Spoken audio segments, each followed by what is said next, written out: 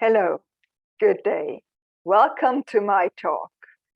China's and Google quantum supremacy. Is quantum computing about to break cryptocurrency? Glad that you're here with me today. I am Victoria Riess. I'm a cryptocurrency expert and senior manager in tech strategy.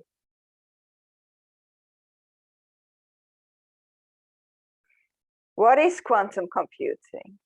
Well, quantum computing is when Bob says, "Oh, Alice, you're the one for me."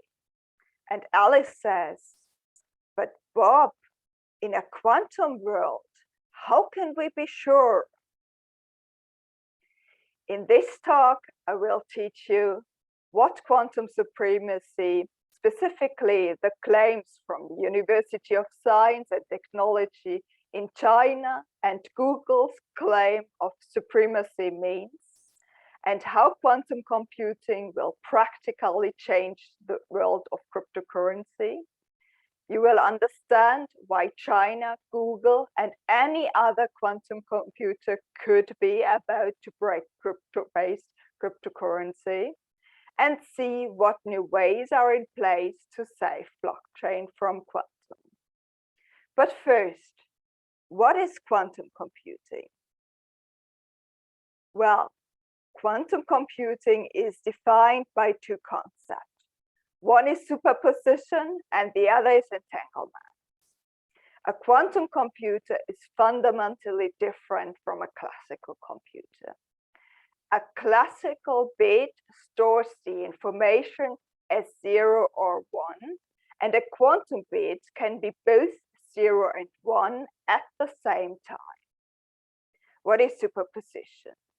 Well, classical states called bits are storing classical information in a string of 0 and 1. And everything that a classical computer has enabled is boiled down to 0 and 1. Quantum states, called qubits in contrast, are different. Quantum computing has this property that states can exist in superposition of 0 and 1. They have complex superpositions of 0 and 1, and that means they are able to explore much richer sets of states. The possibility space you can explore is much more interesting and complex. And what is entanglement? Well, entanglement is when the states of entangled qubits cannot be described independently from each other. The idea of entanglement is that I have two qubits and entangle them together. Measuring the first qubit can tell me something about what will happen about when measuring the second qubit. So, if you have two quantum bits, then there are 4 possible states that you can put in superposition. With 3 qubits, it's 8. With 4 qubits, it's 16. It grows exponentially. And the nice thing about quantum supremacy is that it is a well-defined engineering milestone. So in a nutshell, what quantum researchers are trying to do, they are trying to solve that an experimental quantum computer can surpass the best supercomputers in the world. What does quantum supremacy mean? Well, roughly speaking, the use of a programmable or configurable quantum computer to solve some well-defined computational problem much faster than we know how to solve it with any existing classical computer. On December the 3rd in 2020, researchers from the University of Science and Technology of China, USTC, in Hefei report that the photonic quantum computer, which harnesses particles of light or photons, performed a calculation that it's impossible for a conventional computer to do so. They claim that they have achieved quantum supremacy. What is remarkable is that it is only the second demonstration of a claim for quantum supremacy. That milestone, known as quantum supremacy, has been met only once before in October 2019 by Google's quantum computer. And in contrary to Google's first demonstration of a quantum advantage on the left side, USTC's version is virtually unassailable by any classical computer. And for the first time, a quantum computer made of photons, so particles of light, has outperformed even the fastest classical supercomputers. This demonstration of quantum supremacy with a different type of device reveals how rapidly quantum computing is progressing. This latest demonstration of quantum computing and its potential from the USTC group is critical because it differs dramatically from Google's approach. Google's device, called Sycamore on the left side, is based on tiny quantum bits made of superconducting materials, which conduct energy without resistance. In contrast, on the right side, USTC's quantum computer called Xushang consists of a complex array of optical devices that shuttle photons around. Those devices include light sources, hundreds of beam splitters, dozens of mirrors, and 100 photon detectors. So in short, Xushang is an elaborate tabletop setup of lasers, mirrors, prisms, photon detectors. The USTC chose a different problem for its demonstration, called boson sampling. Briefly, it is a proposal for achieving quantum supremacy by simply passing identical non-interacting photons through an array of beam splitters and then measuring where they end up. This means the interfering process itself is the computing process. They carried out the task on a photonic quantum computer working even at room temperature, in contrast to Google's device. The USTC could find solutions to the boson sampling problem in 200 seconds. The USTC group detected about 43 photons on average per run, but in one run, they observed 76 photons, more than enough to justify their quantum supremacy claim.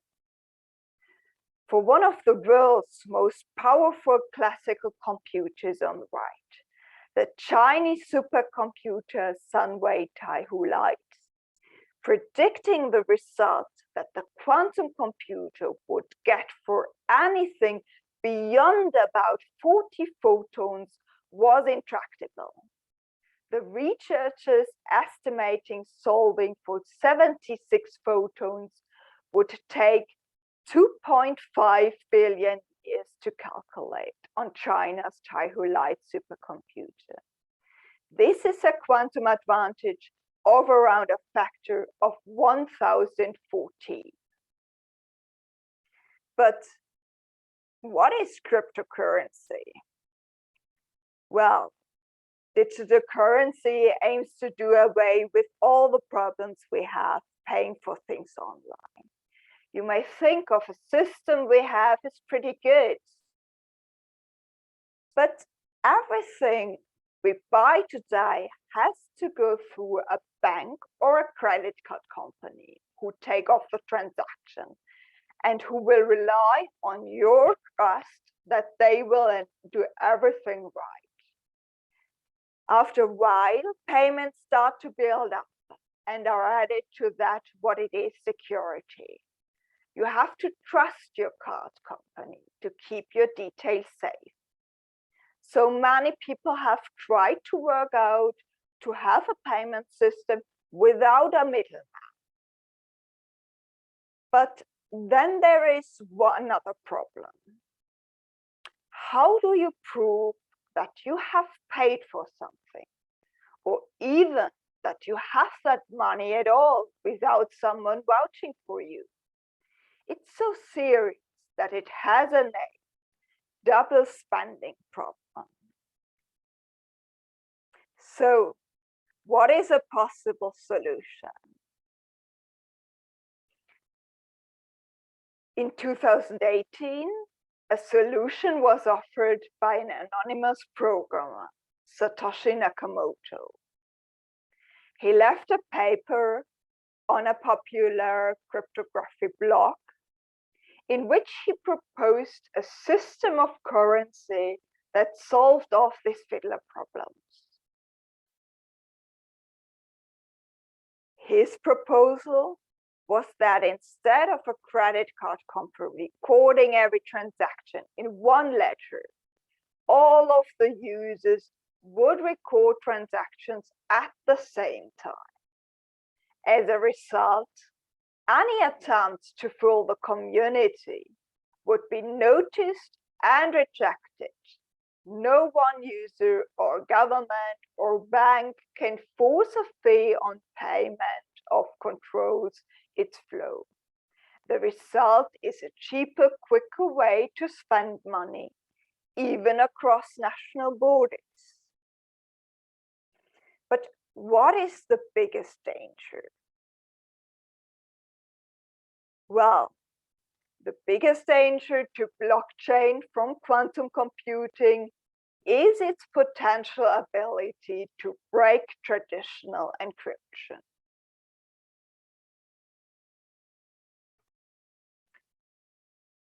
There are different cryptographic algorithms in use by cryptocurrency, and on each, the quantum computer has a different impact. In short, there are two different. One are the certificates and digital signatures, and we can sum up and make the point already that the Shor's algorithm could break currently deployed asymmetric ciphers, such as digital signatures. The second cipher are the cryptographic hash functions and password hashing. And in conclusion, even using the Grover's algorithm, it is currently believed to be essentially impossible to break a hash function. So in short, the Shor's algorithm could break, but using the Grover's algorithm, it is impossible to break. Let's have a closer look at this. What are the classical cryptographic ciphers in more detail? Well, as I mentioned, there are two classical cryptographic ciphers in cryptocurrencies. One are the digital signatures, and second are the hash functions. So the digital signatures are deployed asymmetric ciphers, such as the Bitcoin's ECDSA, called elliptical curve digital signature algorithm, and they are used for encrypting private and public key pairs. The hash functions, like Bitcoin's SHA-256, are used in cryptocurrencies too. Let's dig a little bit deeper into both of them. First, the definition of digital signatures is as follows. Digital signatures are important cryptographic mechanisms used to verify data integrity. The signer has a signing key, and the signature verifier has a corresponding public key. Another example of asymmetric encryption. It is used widely as illustrated in the following cryptocurrency example. What are potential crypto applications for digital signatures? Well, the application for digital signatures is in payment systems, such as credit card payments or cryptocurrency, such as Bitcoin. With these systems, a payer who wants to make a payment holds the secret signing key, and it is used in Bitcoin for encrypting private and public key pairs. Let's have a closer look now at the hash functions. The hash functions are cryptographic functions and password hashing that enable one to compute a short message digest called the hash. Hash functions can take gigabytes of data as an input and output a short 256-bit hash value. But for any given hash output value, it is difficult to find an input message that would yield that hash. What is a potential cryptographic application? Well, hash functions are used in many contexts. A simple example is their use in password management systems. The server that authenticates user passwords usually stores it in a database, a one-way hash of those user passwords. And as I said, it is often used like in the Bitcoin SHA-256. So, could a large quantum computer defeat cryptographic ciphers?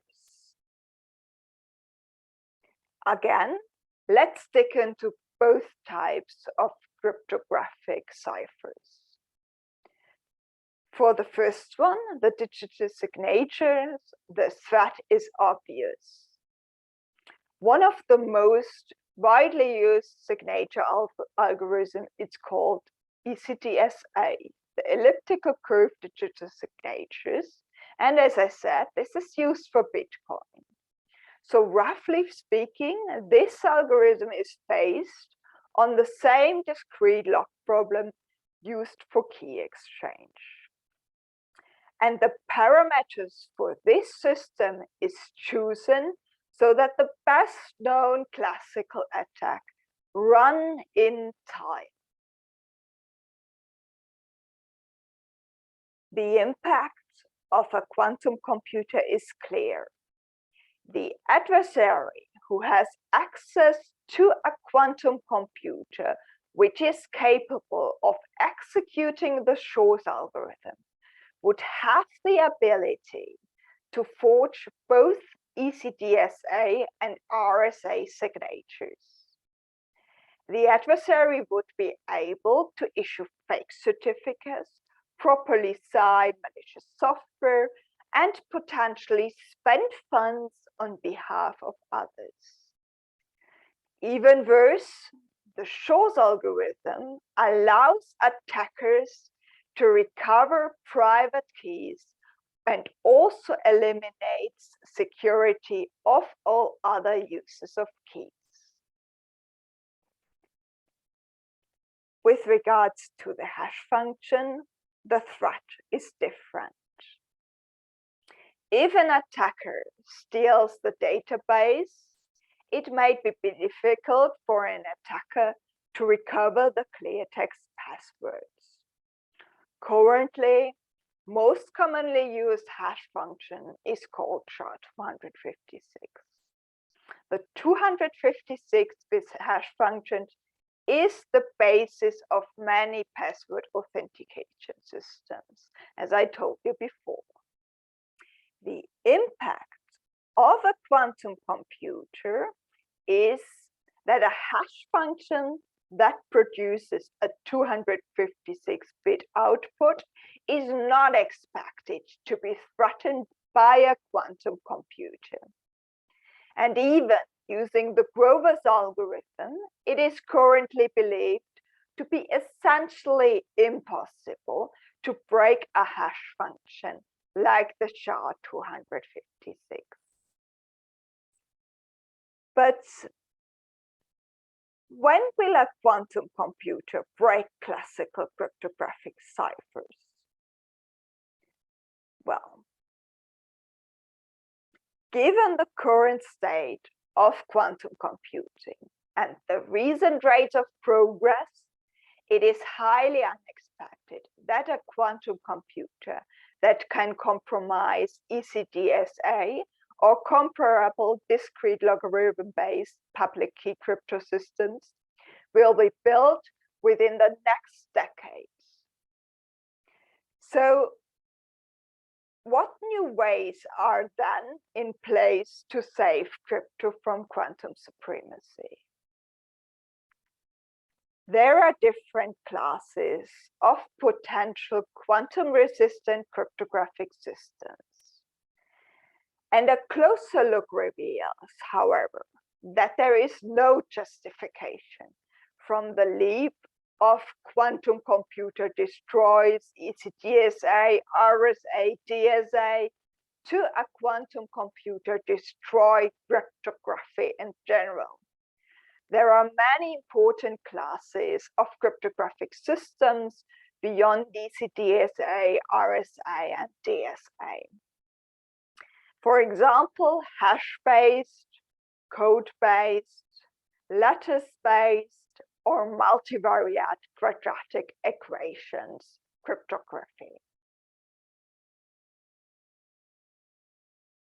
The National Institute of Standards and Technology is running a post-quantum cryptography standardization process. The NIST is running that competition just now since 2016, and a large competition which is used to create a post-quantum cryptographic algorithm, and it is well underway. And this is important to mention. The NIST is the gold standard within the cryptographic community. They have started in November 2017 with the first submissions of 82 candidate algorithms. In July 2020, the third round of competition has begun. There were selected 7 finalists and 8 alternatives. And in 2020 and 2024, the tentative deadline for draft standard is set.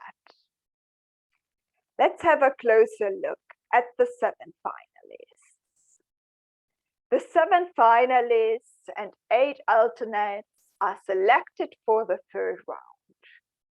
They can be distinguished in public key encryption and key establishment algorithm versus the digital signatures. With regards to the finalists, we can say that in NIST's current view, the structured lattice-based schemes appear to be the most promising general purpose algorithms for public key encryption and key establishment algorithms and digital signature schemes. The alternate candidates are regarded as potential candidates for future standardization and most likely will be affected after another round of evaluation. If we have a closer look at the finalists, we can say that the lattice space are mainly PKE and KEM and digital signatures, and the code-based focus solely on PKE and KEM. The multivariate are solely focused on digital signatures. So there's only one question left then. How should crypto prepare for quantum supremacy?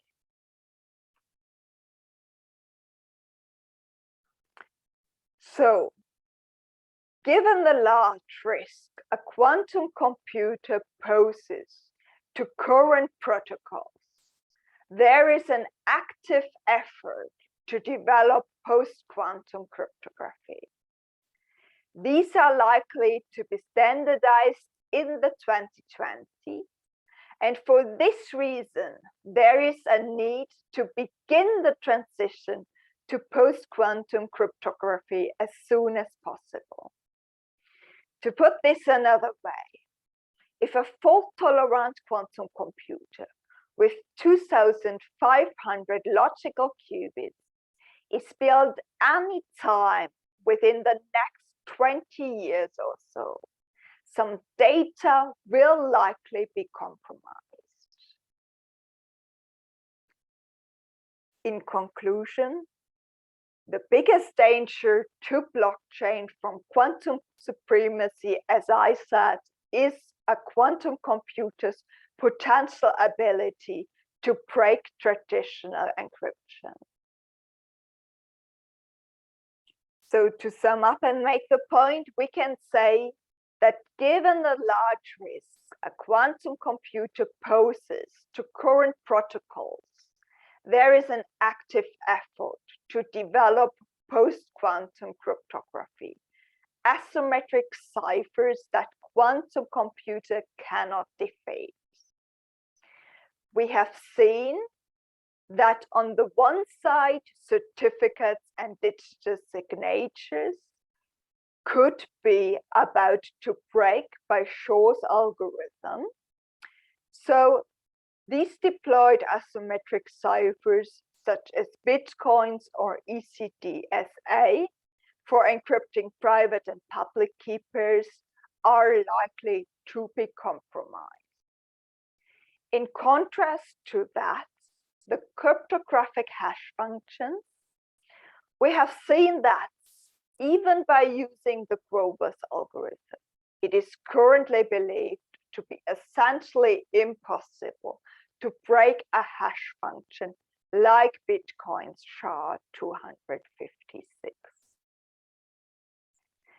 Thank you for attending my talk. Here is my Twitter handle. Please feel free to reach out if you have any further questions. Thank you.